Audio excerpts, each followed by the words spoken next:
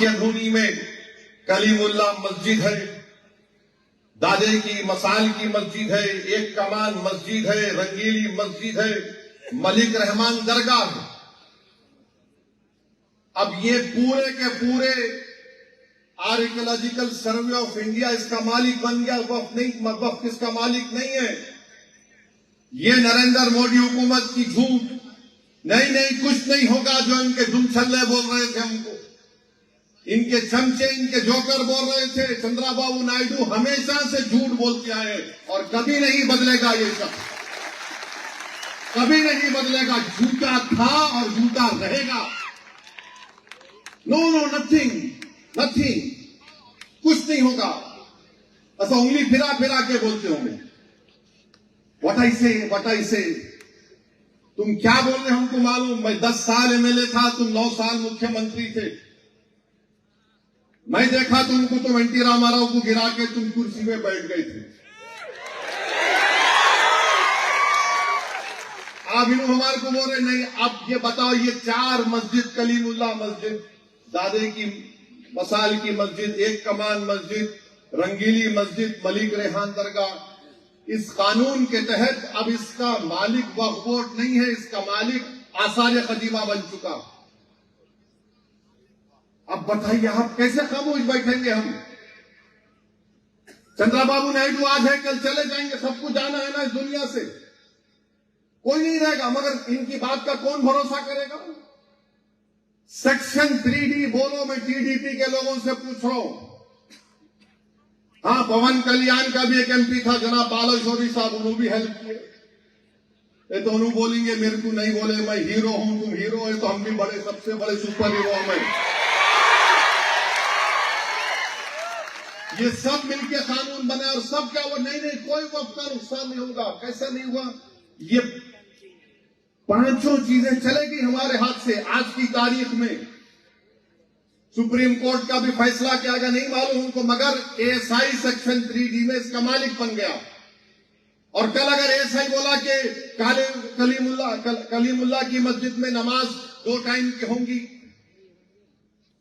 दादे की मसाल की मस्जिद में खाली जुम्मे की नमाज हो सकती, कुछ नहीं कर सकते आप, क्योंकि एएसआई उसका मालिक बन चुका है।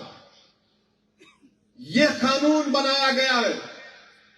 दिल्ली में 180 जायदादें वक्फ की सच्चर कमेटी ने कहा कि आर्कियोलॉजिकल सर्वे ऑफ इंडिया इस पर नाजायज काबिज है, इसको वापस करना चाहिए। वो 180 चले गए।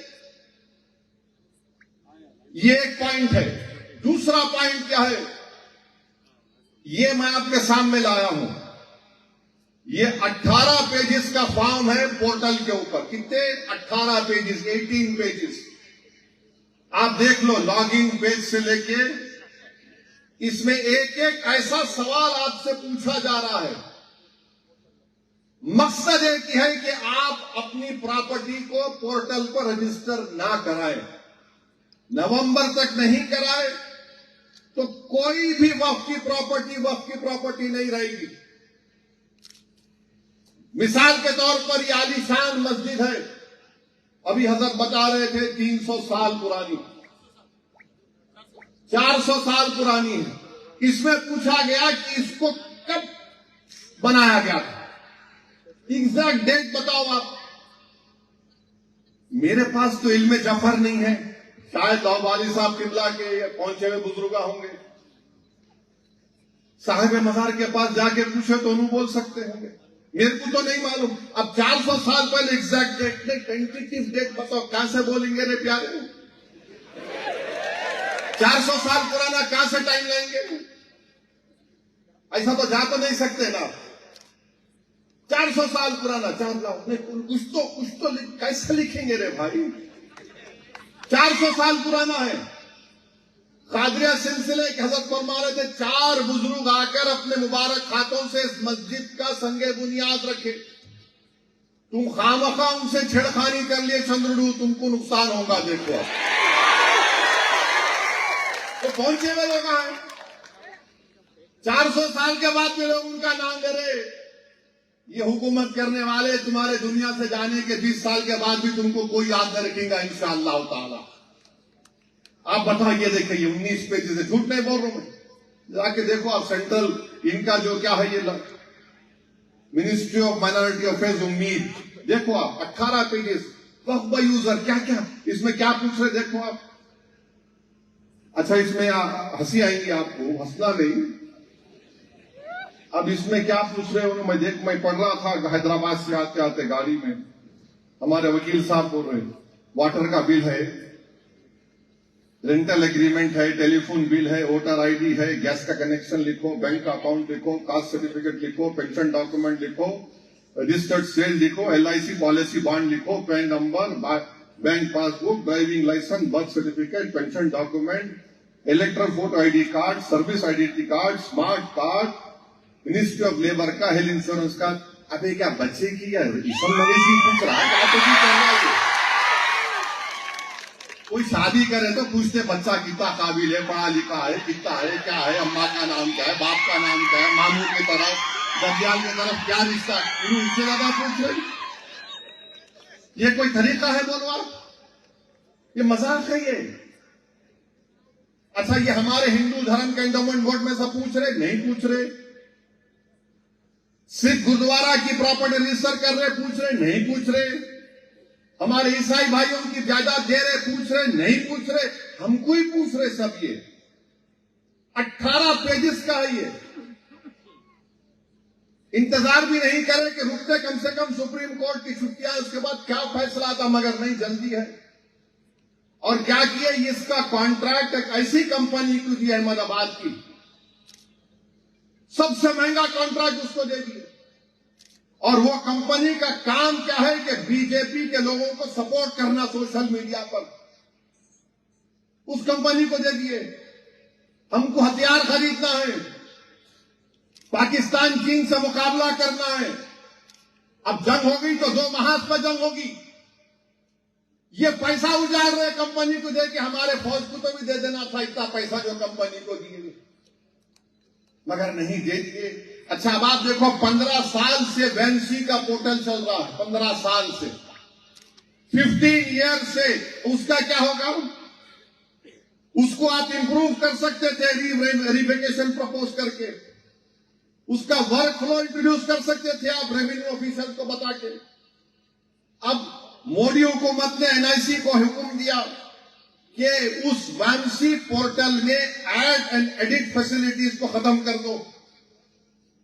वैंसी पोर्टल में जो ऐड एडिट फैसिलिटीज थे उसको नहीं होना चाहिए। तो अब जो वैंसी का ऑनलाइन सिस्टम है, स्टेट वक्फ बोर्ड को परेशानी होगी, 8 अप्रैल से गजित आ गया ये।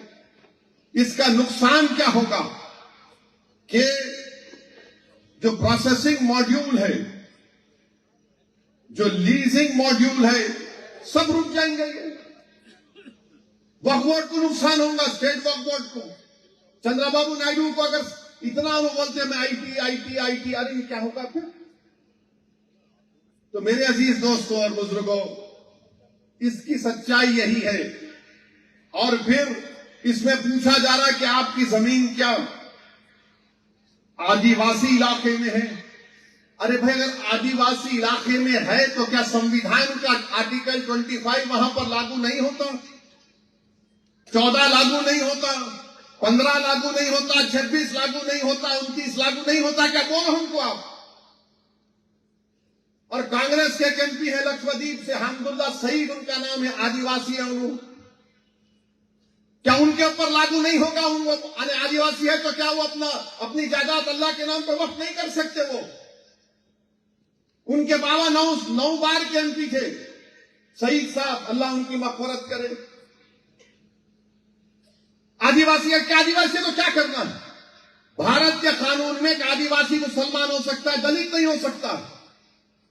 1950 का प्रेसिडेंशियल ऑर्डर के लिहाज से ये कौन सा कानून आप बनाए बताओ?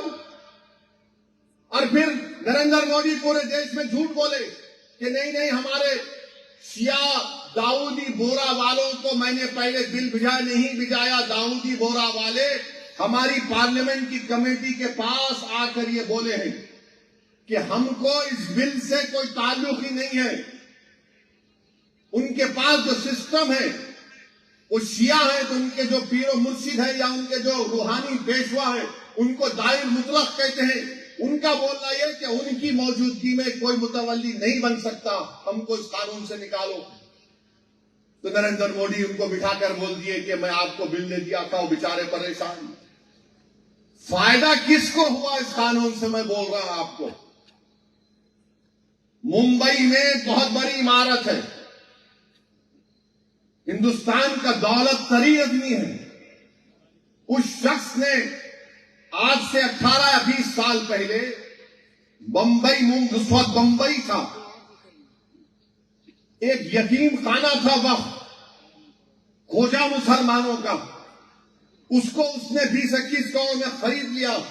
गलती से गैर कानूनी तरीके से उसने अपना घर तामीर कर दिए।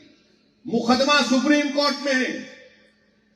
महाराष्ट्र के वक्फ बोर्ड के 2 सीओ ने लिख कर दिया कि ये शख्स गलत काम किया, ये वक्फ की जायदाद है, उनका ट्रांसफर हो गया, और लिख कर दिए।